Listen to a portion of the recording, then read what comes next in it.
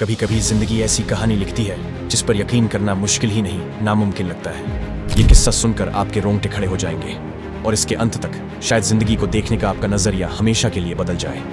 ये कहानी है कभी हार न मानने की, असंभव को संभव बनाने की और उस जज्बे की जिसने चमत्कार कर दिखाया। ये है the miracle of the Andes. 12 October 1972 Uruguay की क्लब रग्बी टीम अपने दोस्तों और परिवार के साथ सैंटियागो, चिली के लिए रवाना हो रही थी। विमान में कुल 45 लोग सवार थे, 40 यात्री और 5 क्रू मेंबर्स। कमान संभाले हुए थे कर्नल जूलियो सीजर फेराडास, एक बेहद अनुभवी पायलट जो इस रूट पर पहले ही 29 बार उड़ान भर चुके थे। उनके साथ थे ट्रेनी ऑफिसर डेंटे लागुरारा। यह एक रूटीन 3 घंटे की फ्लाइट थी। अंदर हंसी मजाक, बातें और खुशियों का माहौल था। किसी ने भी नहीं सोचा था कि यह उनकी जिंदगी की सबसे लंबी उड़ान होने वाली है। विमान आसमान में ऊंचाई पकड़ता गया, नीचे बादलों की सफेद चादर और दूर दूर तक फैले बर्फ से ढके पहाड़। यही थी एंडीज की विशाल पहाड़ियां। साउथ अमेरिका में फैली यह दुनिया की लॉन्गेस्ट माउंटेन रेंज है और हिमालय के बाद सबसे ऊंची पहाड़ियां भी यही पाई जाती है। लेकिन उस दिन ये खूबसूरत पहाड़ अपना सबसे बेरहम रूप दिखाने वाली थी। अचानक मौसम ने करवट ली। बर्फीला तूफान, तेज हवाएं और कुछ ही पलों में चारों ओर घना अंधेरा छा गया। इतने खराब मौसम में आगे बढ़ना खतरनाक हो सकता था। हालात देखकर पायलट ने फैसला किया विमान को अर्जेंटीना के मेंडोजा शहर में इमरजेंसी लैंडिंग करनी होगी।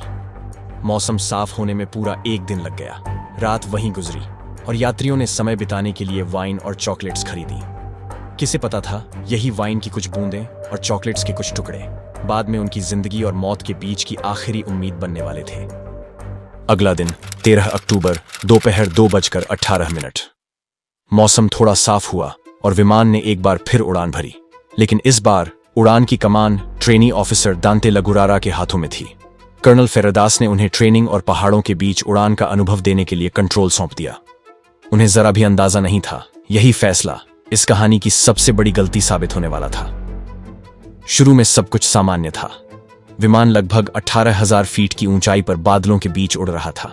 लेकिन जब जहाज कुरिको से करीब 70 किलोमीटर दूर था, नेविगेशन एरर के कारण लगुरारा को लगा कि वो एंडीज पार कर चुके हैं। असल में वो अभी भी पहाड़ों के बीच ही थे। लगुरारा ने अगली गलती करते हुए सैंटियागो एयरपोर्ट को सूचित किया कि वे कुरिको पहुंच रहे हैं और अब धीरे धीरे नीचे उतरने की अनुमति चाहते हैं। यहां एटीसी से भी भारी भूल हुई। विमान को आखिरी बार प्लांचॉन पास के ऊपर ट्रैक किया गया था, जहां से कुरिको पहुंचने में कम से कम 11 मिनट लगते।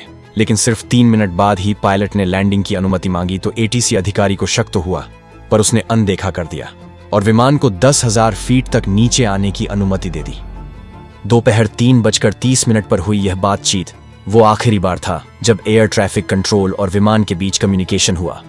और अब वो 45 जिंदगियां मौत के बिल्कुल करीब थीं। इन सब से अनजान लगुरारा विमान को प्लांचॉन पास की ऊंची चोटियों के बीच नीचे लाने लगे। बाहर बर्फीला तूफान था, विजिबिलिटी लगभग 0। अंदर हंसी मजाक की जगह अब बेचैनी थी। और फिर जैसे ही बादलों का पर्दा हटा, पायलट ने सामने देखा एक विशाल पहाड़। घबराहट में उन्होंने पूरी ताकत से विमान को ऊपर खींचने की कोशिश की। एल्टीट्यूड बढ़ाने के लिए इंजन को फुल पावर दी, मगर अफसोस अब बहुत देर हो चुकी थी। हर सेकंड मौत करीब आ रही थी। यात्रियों की सांसें तेज, दिलों में दहशत और कॉकपिट में अफरा तफरी। इससे पहले कोई कुछ समझ पाता कि पहला टकराव। विमान का पिछला हिस्सा पहाड़ से इतनी जोर से टकराया कि वो पूरी तरह टूटकर अलग हो गया। पिछली सीटों पर बैठे 3 यात्री हवा में उछलकर बर्फ की गहराइयों में गुम हो गए। अभी पैसेंजर्स इस सदमे से उभरे भी नहीं थे कि दूसरा टकराव। लेफ्ट विंग भी टूट गया और कुछ और यात्री बाहर जा गिरे। विमान जो अब टुकड़ों में बंट चुका था, उसका सिर्फ आगे का हिस्सा बचा था, जो बर्फीली ढलानों पर तेजी फिसलता चला गया। और तभी हुआ आखिरी टकराव। फ्रंट हिस्सा ग्लेशियर से टकराया और बर्फ में धंस गया। चारों तरफ बस बर्फ, टूटा हुआ मलबा और मौत की दस्तक। विमान अब रुक चुका था, मगर अंदर का मंजर कयामत से कम नहीं था। सीटें टूटकर लोगों के ऊपर गिर चुकी थीं। कॉकपिट पूरी तरह तहस नहस। हर तरफ खून, चीखें और तबाही। कोई दर्द से कराह रहा था, कोई अपने परिवार वालों को खोने के सदमे में बेसुध पड़ा था। कुछ बेहोश थे और जो थोड़े होश में थे वो सीट बेल्ट खोलकर दूसरों को बाहर निकालने की कोशिश कर रहे थे। यह विमान एंडीज की अनजान पहाड़ियों में 3,570 मीटर की ऊंचाई पर गिरा पड़ा था। पायलट फेराडास की तो मौके पर ही मौत हो गई थी, लेकिन हैरानी की बात यह थी 45 में से 33 लोग अब भी जिंदा थे। उन्होंने इस भयानक क्रैश को किसी तरह झेल लिया था। मगर असली कहानी तो अब शुरू होने वाली थी। आने वाले दिनों में ये बचे हुए लोग जिंदगी और मौत दोनों से एक साथ लड़ने वाले थे। को पायलट लगुरारा कॉकपिट में फंसे हुए थे। टूटी हुई मशीनें उनके शरीर में धंस चुकी थीं और हर सांस के साथ दर्द ऐसा कि जान निकाल दे। फिर उन्होंने कराहते हुए कहा, मेरी ड्रॉर में पिस्टल है, कोई रहम करो और मुझे गोली मार दो। मौत की भीख मांगते उस इंसान को सबने देखा, मगर कोई भी इतना निर्दयी नहीं बन सका कि किसी को जान से मार दे। घंटों की तड़प के बाद लगुरारा ने भी दम तोड़ दिया। प्लेन 3:30 पर क्रैश हुआ था और अब एंडीज की गहरी घाटियों में तेजी से अंधेरा उतरने लगा था। तापमान हर मिनट गिर रहा था और बर्फ की परतें धीरे धीरे सब कुछ ढक रही थीं। किसी के पास गर्म कपड़े नहीं थे और न ठंड से बचने का कोई इंतजाम। फिर भी सबके मन में एक भरोसा था कि बस ये रात निकल जाए, सुबह तक मदद आ जाएगी। लेकिन वो उम्मीद ज्यादा देर टिक नहीं सकी। कड़कती ठंड और गहरे जख्मों ने उस रात 4 और लोगों की जान ले ली। सुबह होते होते सिर्फ 28 लोग बचे थे, कमजोर, चोटिल पर अब भी जिंदा। अगली सुबह चिली, अर्जेंटीना और उरुग्वे तीनों देशों ने मिलकर जॉइंट रेस्क्यू ऑपरेशन शुरू किया। कई विमान एंडीज के ऊपर से गुजरे और जैसे ही ऊपर से इंजनों की आवाज आई, बचे हुए लोगों में जान सी लौट आई। सबने जोर जोर से चिल्लाया, कपड़े लहराए, चमकीली चीजें उठाईं, शायद कोई देख ले। लेकिन कुछ भी काम नहीं आया। विमान का सफेद मलबा और उधर फंसे लोग बर्फ के बीच मानो अदृश्य हो चुके थे। इससे सीख लेते हुए अगले दिन उन्होंने एक नई कोशिश की। महिलाओं के सामान से लिपस्टिक और नेल पॉलिश निकालकर प्लेन की छत पर बड़े अक्षरों में SOS लिखने लगे। साथ ही बर्फ पर सूटकेस से एक बड़ा X का निशान बनाया। वो पूरा दिन आसमान की ओर देखते रहे। 3-3 विमान ऊपर से गुजरे, मगर किसी ने भी उन्हें नहीं देखा। हर बार आवाज सुनकर उम्मीद उठती और हर बार उसी पल टूट भी जाती। शाम तक एक बात बिल्कुल साफ हो चुकी थी, अगर ठंड से लड़ने का इंतजाम नहीं हुआ तो अगली सुबह और लाशें होंगी। उन्होंने विमान के टूटे हिस्से को शेल्टर में बदल दिया, सीटों और लगेज से पीछे का हिस्सा बंद किया ताकि बर्फीली हवा अंदर न आ सके। वो मलबा जो कभी हादसे की तस्वीर था, अब उनका घर बन गया, न जाने कितने और दिनों के लिए। मगर धीरे धीरे खाने के सारे जरिए खत्म होने लगे। हर बैग, हर सूटकेस टटोला गया, लेकिन अंदर बस वही चॉकलेट बार्स और वाइन की बोतलें मिली जो उन्होंने मजे के लिए मेंडोजा से खरीदी थीं। अब वही उनकी जिंदगी की आखिरी उम्मीद बन चुकी थी। लेकिन 28 लोगों के लिए इतना खाना बस कुछ ही दिनों का सहारा था। इसलिए उन्होंने सब कुछ एक जगह इकट्ठा किया और एक नया नियम बनाया। अब हर दिन मिलता था सिर्फ चॉकलेट का एक छोटा टुकड़ा और डिओड्रेंट के ढक्कन जितनी वाइन।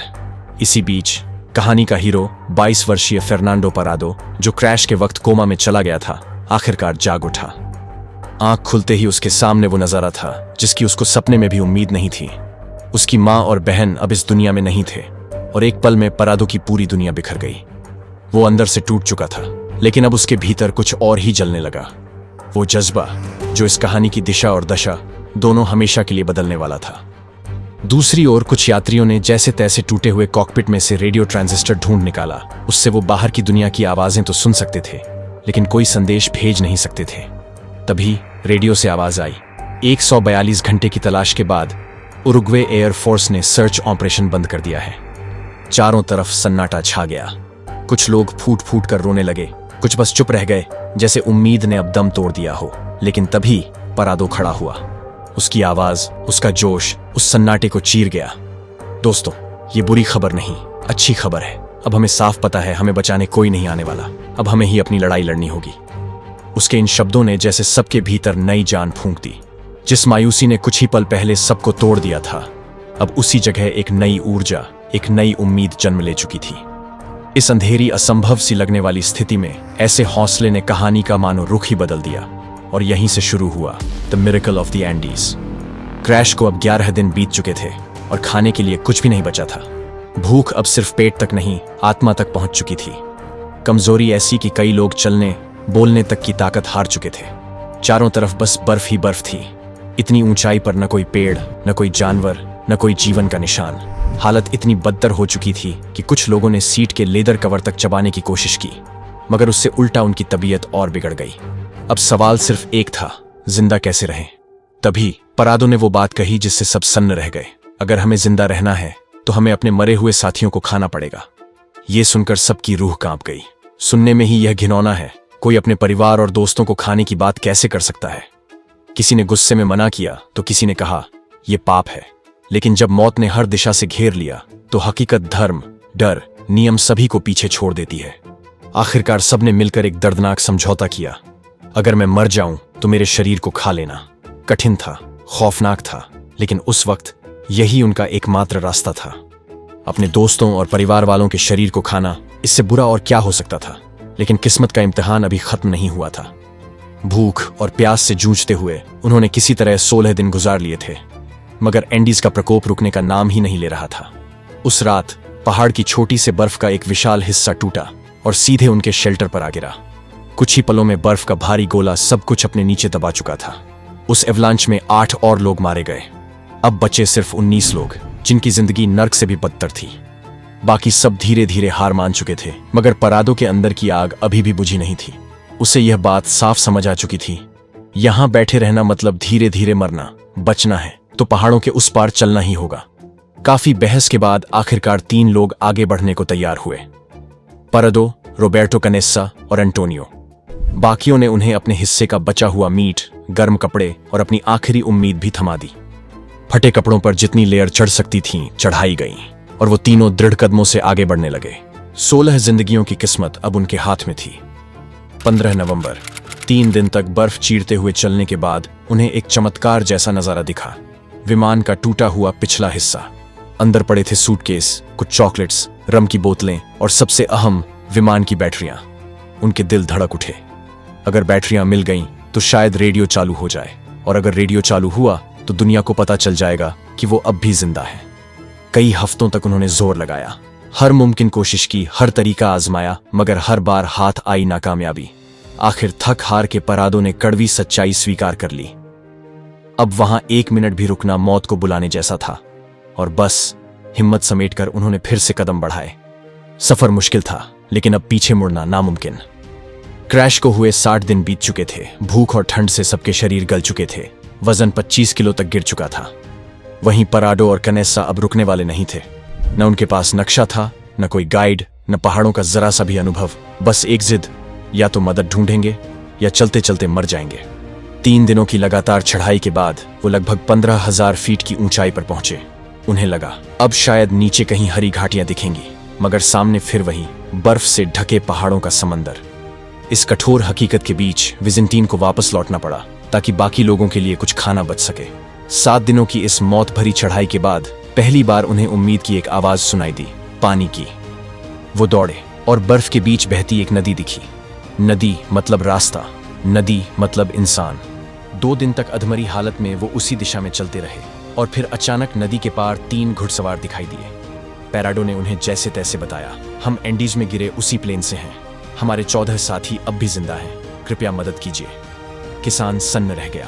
जिस हादसे को दुनिया ने 2 महीने पहले ही खत्म मान लिया था, उसके बचे लोग उसके सामने खड़े थे। उसने तुरंत सेना को खबर दी। पैराडो और कैंसेसा को गांव लाया गया। धसे हुए चेहरे, फटे होंठ, कांपता हुआ शरीर, लेकिन काम अभी पूरा नहीं हुआ था। पैराडो जानता था उसके साथी अब भी वहीं दबे उसका इंतजार कर रहे हैं, और उन तक पहुंचने का रास्ता सिर्फ उसे ही पता है। डॉक्टरों ने चेतावनी दी, तुम्हारी हालत उड़ान के लायक नहीं है। लेकिन पैराडो ने साफ कहा, मेरे दोस्त अभी भी वहां हैं, मैं नहीं गया तो वो नहीं बचेंगे। उसने अपनी तबीयत की परवाह की बिना खुद हेलीकॉप्टर में बैठने की जिद की। ठंडी हवाओं को चीरते हुए हेलीकॉप्टर उस दिशा में बढ़े जहां पैराडो इशारा कर रहा था।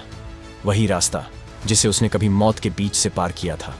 और 72 दिनों की घुटन भरी चुप्पी के बाद एंडीज की सफेद वीरानी क्रैश साइट पहली बार हेलीकॉप्टरों की गरज से हिल उठी। बर्फ के बीच से एक एक कर लोग बाहर आए, कमजोर, घायल, फटे कपड़ों में, लेकिन जिंदा। 72 दिनों तक भूख, ठंड और मौत से लड़ने के बाद 16 लोग बच गए थे। और यह चमत्कार का सिर्फ एक ही कारण था, फर्नांडो पैराडो की अटूट जिद और हिम्मत। दुनिया भर में इन 16 सर्वाइवर्स की कहानी गूंज उठी। कुछ लोगों ने उन्हें मेहनत, सब्र और हिम्मत की मिसाल माना, तो कुछ ने आलोचना की कि अपनी जान बचाने के लिए कोई अपने ही साथियों के शरीर कैसे खा सकता है। लेकिन सच ये है, ये कहानी इंसानी साहस की है, उस जज्बे की है जो नामुमकिन को भी मुमकिन बना देता है।